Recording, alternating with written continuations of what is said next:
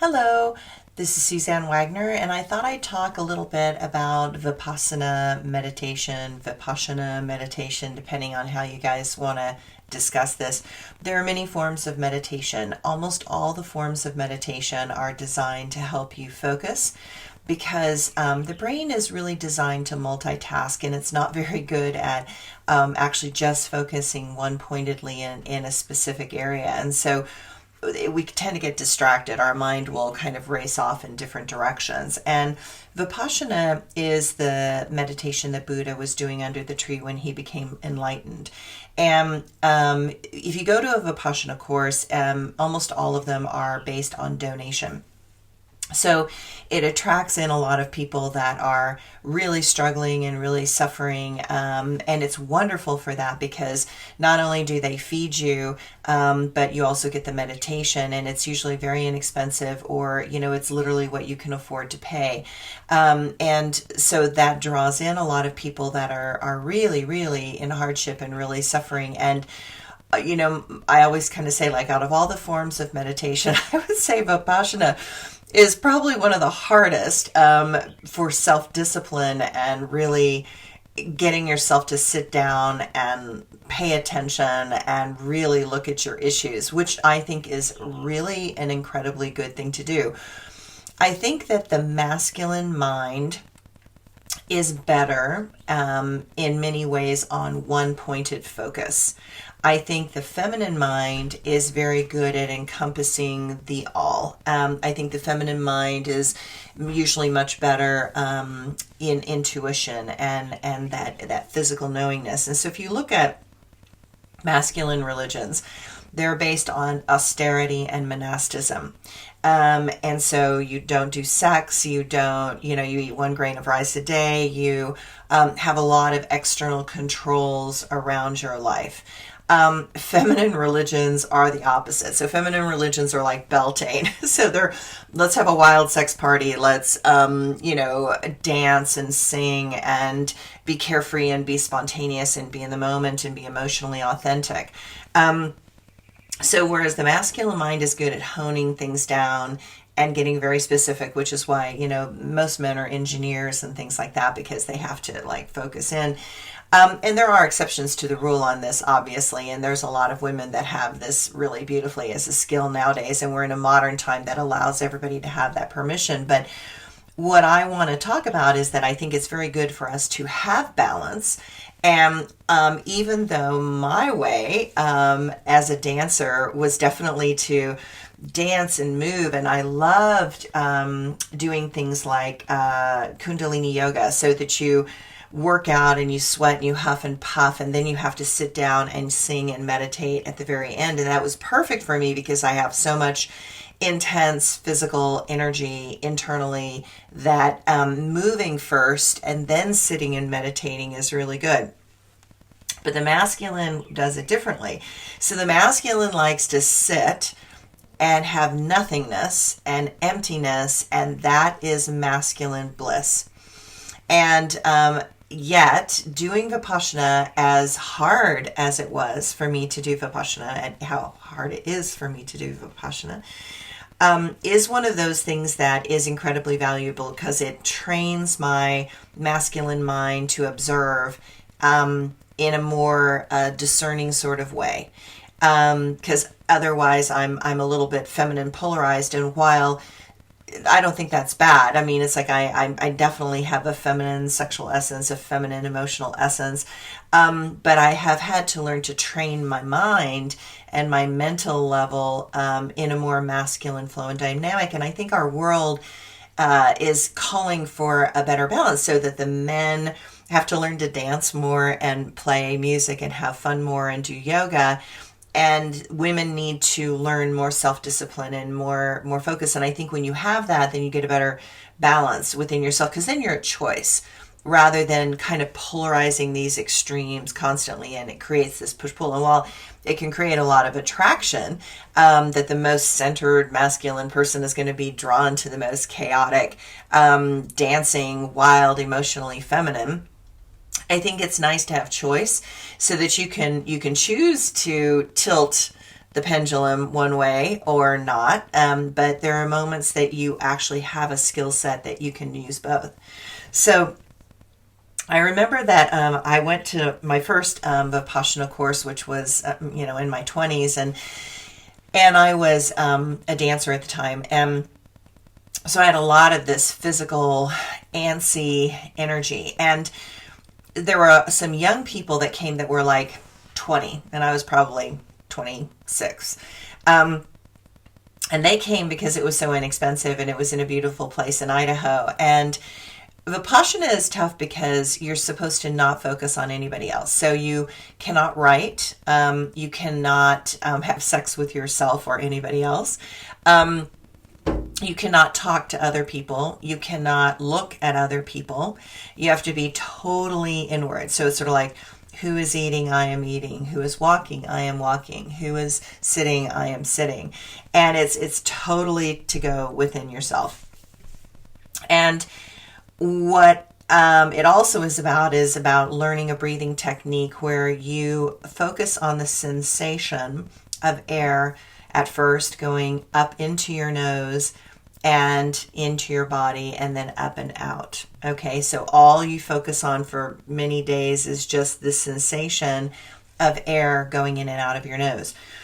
After days of that, what happens is it starts to feel like your nose is like a trunk. And it's like when you breathe, it goes in, it kind of goes in and out like this. And so all of a sudden you feel like your whole head is going like this, which is actually the cranial rhythm in your head. So your head is actually sutured, your skull is sutured together, and in those sutures are elastin and collagen fibers. And so believe it or not, your head is actually like an expanding and contracting balloon, except a little bit more hard.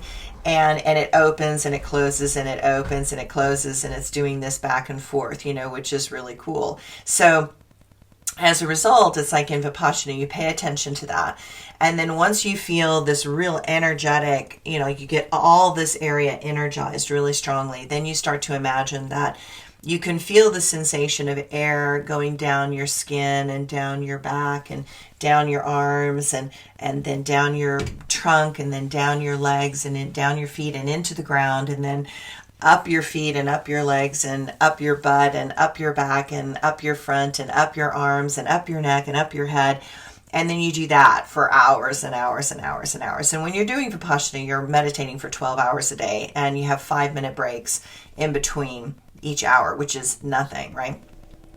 And so then what happens is that you imagine that energy that was on the outside going down your skin is suddenly going inside your body. And so you actually feel the sensation of energy going under your skin and through your organs. And so what happens when you do this is that all your shit comes up big time. And I mean, like, all your unresolved emotional crap starts surfacing. So for me, it was really about anger and, because I consider myself a nice person. So you don't want to see your angry, pissed off side. And so Vipassana was definitely causing all this anger and frustration and aggravation and resentment to come up. And I started making lists in my head. And I went to the Vipassana teacher and I said, I'm making lists in my head because the only person you can talk to is the teacher. And he said, oh yeah, no, I write books. And I was like, oh, okay. And he said, yeah, it's just, your mind is grasping at something, and you just notice the mind and you forgive yourself and you just keep doing the meditation. But what also I would notice is that there was energy going down, and it would hit my third chakra, or it would hit my heart chakra, and then it would jump over my third chakra into my second chakra and go down. And so I couldn't get energy through my third chakra. It was like lead, and I realized that in that process that's how people gap out. Like, they don't let energy come through all of their chakras. And so when something gaps out, it leaps over a chakra and then it blows. And so you've seen people that they just sort of like lose it. They just go sideways. And that's because the energy has actually jumped a chakra somewhere. And the chakras are designed to be like a control mechanism to refine energy as it comes up. So you can imagine anger, if it just leaps from your first chakra to your mouth, is violent and aggressive. But if it comes through the other chakras, it becomes tempered, and you start to understand what you're feeling and why you're feeling angry and where it's really hurt. And then it comes up to your heart chakra, and then you learn to love your own anger and love your own hurt. And, then you communicate in a more conscious way rather than a leaping reactive sort of way. Okay.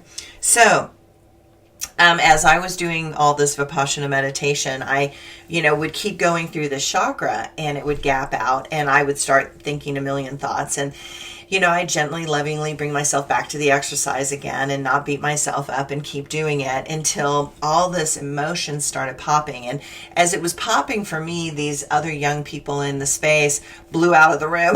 They were like, we are out of here. Like they couldn't even cope with the truth of the reality of what they were feeling. And I was feeling really intense stuff at the same time. I was like, I'm going home and I'm divorcing my husband and I've had it. I mean, I was just like super pissed off. Like all of this resentment that I had built up on the inside was definitely jammed up and stuck. And so we wonder why we get ill. And I was like, oh my God, like I am so angry on the inside. Like it's amazing I'm not deathly ill at this point.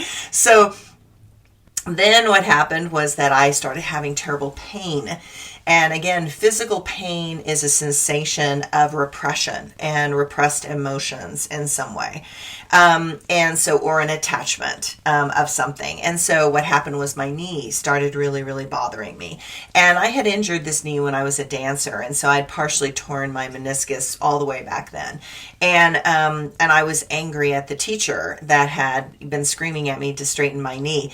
And, my knees were straight, but they weren't hyperextended. And she had hyperextended knees. So she liked the line of that little whoop, that happens with the hyperextended knee.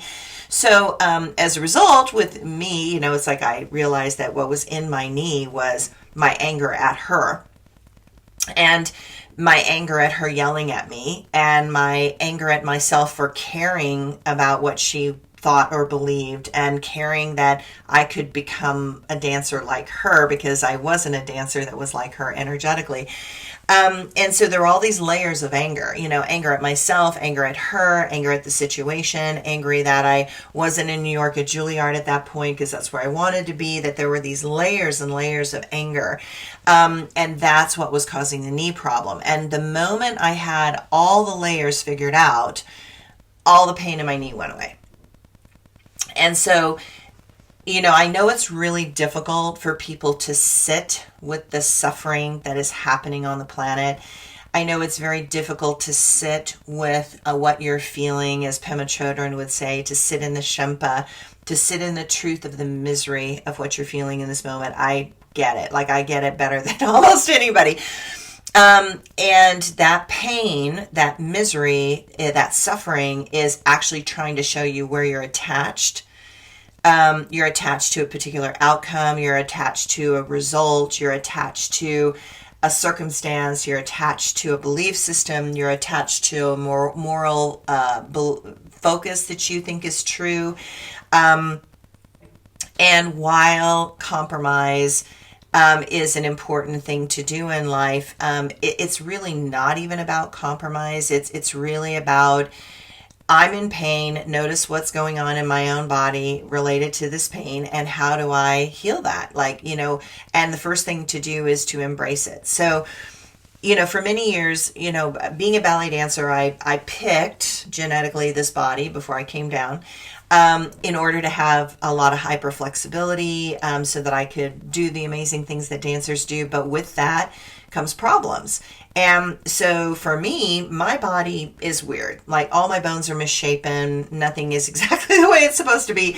And doctors look at me and I have this genetic disorder that's like, so long I can't even pronounce it. And, I have hip dysplasia and I have funky, knees, and I have, vertebrae that are triangles, not squares. And, it goes on and on and on. And the doctors look at me and they say, you should be in terrible pain. And you're not. And that makes no sense. Like, you should have a multitude of problems. And I think the reason that I don't have a multitude of problems is, number one, as a ballet person, the teachers used to say no excuses. There's no excuse, none, for not doing what you're supposed to be doing. None. There's no excuses. And if you've heard that over and over again, it's sort of like, you learn that, what you want or your emotions that are getting in the way of doing something are really irrelevant. It's like there are things in life that you have to do. There are things right now in this world that you have to do, and you do not like them, but there are no excuses.